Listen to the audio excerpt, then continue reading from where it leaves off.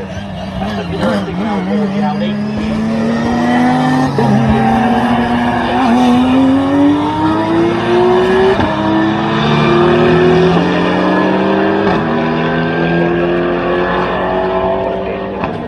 Championship has raced many different forms of cars, whether it's Radical or Fun Cup or the Audi or different makes of cars. A very quick pit lap for that team. Peter Ursig starting to get his lap times into the session now, and the Team Hard car has just slowed off the pace as well briefly, now down into the 285, has about 155, so you can see that car.